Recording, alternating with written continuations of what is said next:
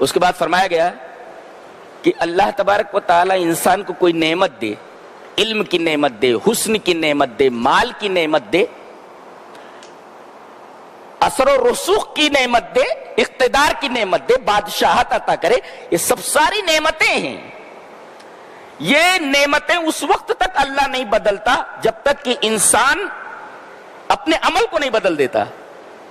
اس آیت کریمہ کی تفسیر میں ذالک بأن اللہ لم یکن مغیرا نعمتا انعمها علی قوم حتی یغیروا ما بانفسہم، جب تک وہ اپنی حالت کو نہیں بدلتا جب تک نعمت نہیں بدلی جاتی۔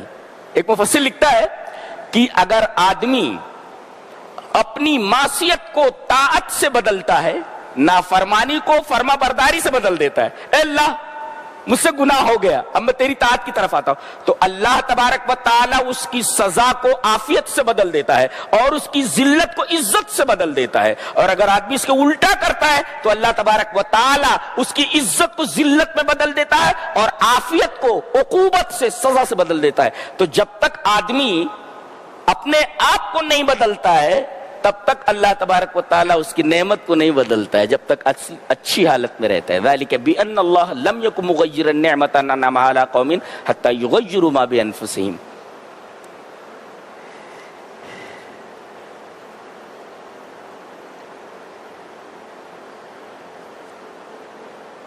ہم لوگ ایک محاورہ بولتے ہیں، اینٹ کا جواب پتھر سے، جیسے وہ محاورہ غلط ہے، everything is fair in love and war، محبت اور جنگ میں سب کچھ جائز ہے۔ ایک محاورہ ہم اور بولتے ہیں، کیا بولتے ہیں کہ اینٹ کا جواب پتھر سے، تو اینٹ کا جواب پتھر سے قرآن کہتا ہے یہ محاورہ بھی غلط ہے۔ فرمایا گیا وَإِمَّا تَخَافَنَّ مِن قَوْمٍ خِيَانَةً فَانبِذْ إِلَيْهِمْ عَلَى سَوَاءٍ إِنَّ اللَّهَ لَا يُحِبُّ الْخَائِنِينَ۔ کسی قوم سے آپ کا معاہدہ ہے اور آپ کو معلوم ہو جائے کہ یہ چوری چھپے، یہ معاہدے کی خلاف ورزی کر رہے ہیں، آپ کو معلوم ہو گیا خیانت کرنے والے ہیں، تو بدلے میں کیا کرنا چاہیے؟ خیانت کرنا چاہیے نا۔ فرمایا گیا نہیں، بلکہ یہ جو معاہدہ ہے ان کے منہ پر پھینک دو کہ ہمیں معلوم ہو گیا ہے تم عہد شکنی کرنے والے ہو، لہذا یہ صلح اور مصالحت یہ تمہاری طرف پھینک دی جاتی ہے۔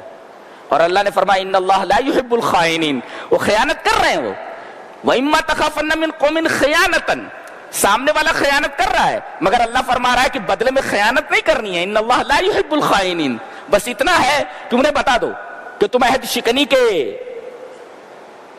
کی طرف مائل ہو گئے ہو، لہذا ہم لوگ اس عہد کو تمہاری طرف پھینکتے ہیں، ہم خیانت نہیں کریں گے۔ تو اینٹ کا جواب پتھر سے دینے کا جو معاملہ ہے، جو محاورہ ہے، وہ غلط ہے اس آیت کریمہ کی روشنی میں۔ آگے ایک آیت کریمہ اور بہت پیاری ہے، وَلَا يَحْسَبَنَّ الَّذِينَ كَفَرُوا سَبَقُوا أَنَّهُمْ لَا يُعْجِزُونَ، وہ لوگ نہ گمان کریں جو بچ گئے، وہ کافر نہ گمان کریں جو بچ گئے یہ کہ وہ اللہ کو عاجز نہیں کر سکتے۔ ہوا یہ کہ میدان بدر میں جتنے لوگ آئے تھے 70 تو گرفتار ہوئے تھے، بلکہ کتنے لوگ مارے گئے تھے اور شکست فاش دی گئی تھی، تو اس میں کچھ لوگ بھاگ نکلے تھے، بچ گئے، ان کی جانیں بچ گئی، اور کچھ لوگ اس میں شریک ہی نہیں ہوئے تھے۔ تو اللہ یہ فرما رہا ہے کہ جو بھاگ کر کے اپنے آپ کو بچا لے گئے یا جو لوگ اس جنگ میں شریک نہیں ہوئے اور بچ گئے، یہ نہ سمجھیں کہ وہ اللہ کی گرفت سے بچ جائیں گے۔ اللہ کبھی بھی ان کو پکڑ سکتا ہے، اور جب پکڑے گا تو یہ سرک نہیں سکتے۔ یہ جو ڈھیل دی جا رہی ہے در حقیقت ان کے عذاب کے اندر زیادتی کی جا رہی ہے، جتنی ڈھیل دی جا رہی ہے عذاب اتنا سخت آنے والا ہے۔ اس سے ایک مفسر نے بڑا اچھا نکتہ اخذ کیا ہے کہ کوئی آدمی کسی بیماری میں یا مصیبت میں مبتلا تھا اور وہ مصیبت دور ہو گئی اور اس بیماری سے اس کو نجات مل گئی، اور یہ آدمی گنہگار تھا۔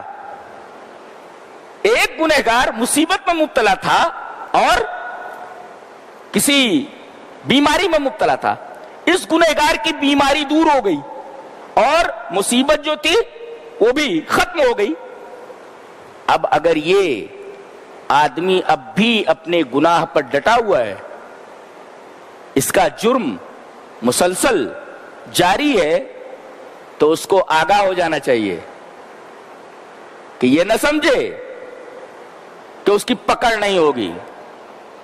یہ جو ڈھیل دی جا رہی ہے در حقیقت جب پکڑ ہوگی تو یہ ڈھیل جتنی دی جا رہی ہے عذاب اتنا بڑھایا جا رہا ہے, اتنی سختی سے اس کی پکڑ ہوگی.